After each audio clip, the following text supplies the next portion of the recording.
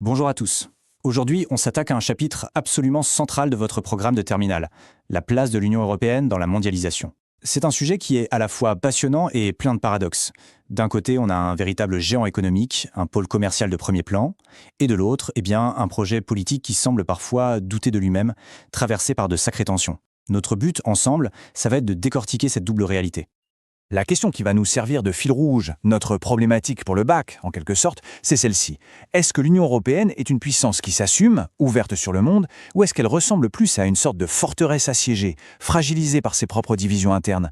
Pour y répondre, on va utiliser un outil méthodologique que vous devez absolument maîtriser, l'approche multiscalaire. C'est simple, on va changer d'échelle d'analyse, on va zoomer et dézoomer, du mondial jusqu'au local, pour voir comment les choses s'articulent. Allez, on commence par la première échelle, la plus vaste, le monde. Pour vraiment saisir ce qu'est l'Union européenne, il faut d'abord prendre la mesure de son poids économique. Regardez bien ce chiffre, il est fondamental, 18,9%. L'Union européenne, c'est moins de 7% de la population mondiale, mais elle produit presque un quinzième de toute la richesse de la planète. C'est tout simplement la preuve d'une productivité et d'une puissance économique hors norme. Voilà un premier argument factuel, béton, pour définir l'UE comme un pôle majeur de la mondialisation. Et logiquement, cette puissance économique se traduit sur le plan du commerce. Ce graphique, il est sans appel. L'Union européenne est la première puissance commerciale du monde, oui, devant les États-Unis et la Chine.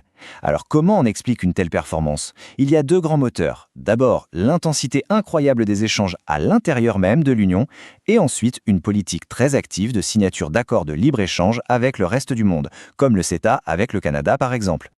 Mais attention, la puissance de l'Europe ne se résume pas des chiffres. Son modèle repose sur des piliers très solides. Bien sûr, il y a le marché unique et l'euro, qui créent cet espace économique immense et unifié. Mais au-delà de l'économie, et c'est un point crucial, l'UE exporte un modèle de valeurs, la démocratie, la défense des droits de l'homme et de plus en plus un vrai leadership sur les questions environnementales. C'est ce qu'on appelle en géopolitique son soft power, sa puissance d'influence. Maintenant, mettons en pratique notre changement d'échelle. On zoome, on passe du niveau continental au niveau national. Et pour comprendre les rouages de l'UE de l'intérieur, il faut absolument regarder son moteur, l'Allemagne. C'est une étude de cas parfaite, parce qu'elle concentre à la fois toutes les forces, mais aussi toutes les fragilités du projet européen. Ça, c'est Francfort, qu'on surnomme Manhattan. Avec ses gratte-ciel, le siège de la Banque centrale européenne, c'est la vitrine étincelante de la réussite allemande. Francfort, c'est une ville mondiale, un hub financier qui incarne parfaitement l'intégration de l'Allemagne dans la mondialisation et son rôle de pivot au sein de l'Union. Mais cette puissance a son revers. Et cette citation du journal Le Monde met le doigt exactement là où ça fait mal. Elle révèle la face cachée du fameux modèle allemand. Sa plus grande force, l'exportation, est aussi sa plus grande faiblesse. Une dépendance extrême à l'économie mondiale et tout particulièrement au marché chinois. En clair, quand la Chine tousse, c'est toute l'industrie allemande qui s'enrhume. Ce qu'il faut retenir ici, c'est qu'en géopolitique, une puissance est toujours par définition vulnérable. Et les défis ne sont pas seulement externes. À l'intérieur même de ses frontières, l'Allemagne est un pays fracturé. D'un côté par des inégalités sociales et territoriales très fortes entre l'Ouest riche et l'ex-RDA, et de l'autre par une véritable bombe à retardement démographique, le vieillissement de sa population. Soyons clairs, sans immigration, le modèle social et économique allemand ne tient pas. Et forcément, quand le moteur de l'Europe est fragilisé, c'est toute la machine qui risque de caler. On continue notre jeu d'échelle. On zoome encore plus près, jusqu'au niveau local. Comment est-ce que l'Europe se vit concrètement, au quotidien, dans un territoire ? Pour ça, prenons l'exemple de Mulhouse, en Alsace, juste à la frontière avec l'Allemagne et la Suisse. Mulhouse, c'est l'histoire d'une renaissance. C'est l'archétype de la ville industrielle européenne. On l'a surnommée le Manchester français pour son passé glorieux dans le textile. Puis, elle a été frappée de plein fouet par la désindustrialisation, le chômage, le déclin. Et pourtant, aujourd'hui, la ville connaît un dynamisme spectaculaire. La clé de cette métamorphose, son ancrage européen. Et cet ancrage, il n'est pas abstrait, il est très concret. Sa position géographique est un avantage énorme, au carrefour de l'Europe. Et elle est branchée sur les grands réseaux, un aéroport trinational, une ligne TGV qui la connecte au nord et au sud de l'Europe, un grand port fluvial sur le Rhin. Tout ça place Mulhouse au cœur des flux économiques du continent. Et la conséquence directe, c'est quoi ? Ce sont ces milliers de travailleurs transfrontaliers qui, chaque jour, vont travailler en Allemagne ou en Suisse, profitant à plein de cet espace ouvert. Mulhouse, c'est la preuve que l'Europe peut être un formidable levier de développement local.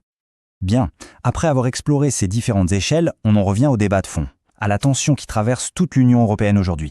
C'est un dilemme presque existentiel, le choix entre l'ouverture et la fermeture.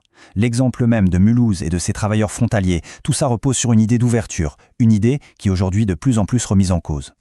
Le symbole le plus positif, le plus éclatant de cette Europe ouverte, c'est sans aucun doute le programme Erasmus. Depuis sa création, ce sont 9 millions d'étudiants qui ont pu vivre une expérience dans un autre pays européen. Cette génération Erasmus incarne l'idéal d'une citoyenneté européenne partagée qui se construit par la mobilité, la rencontre, la libre circulation des personnes et des idées. Mais cet idéal d'ouverture, aujourd'hui, il est violemment contesté. Face à lui, des courants politiques de plus en plus puissants prônent le repli sur soi, le retour à la nation. C'est ce qu'on appelle l'euroscepticisme. Ces mouvements, qu'on qualifie de souverainistes, rejettent les politiques communes, veulent rétablir les frontières nationales, car pour eux, leur pays a perdu trop de pouvoir au profit de Bruxelles. Et comme le résume tragiquement bien l'ancienne chancelière allemande Angela Merkel dans cette citation, c'est la question migratoire qui est devenue le point de crispation de toutes ces tensions. Elle met face à face deux visions du monde, une Europe des valeurs, ouverte et solidaire, contre une Europe forteresse qui cherche avant tout à contrôler ses frontières. C'est aujourd'hui la principale ligne de fracture politique au sein de l'Union. On arrive donc au terme de notre analyse. Pour résumer, on a vu que l'Union européenne est, factuellement, une grande puissance économique et commerciale. On a vu que son intégration peut être un moteur formidable pour des territoires comme Mulhouse. Mais on a vu aussi que cette puissance est fragile. Elle est minée par ses dépendances, par ses fractures internes et surtout par ce débat existentiel sur son identité. La question finale reste donc totalement ouverte et elle vous concerne directement. Quelle Europe pour demain ? Une Europe ouverte ou une Europe fermée ? C'est l'un des enjeux majeurs du monde dans lequel vous, citoyens de demain, allez devoir trouver votre place.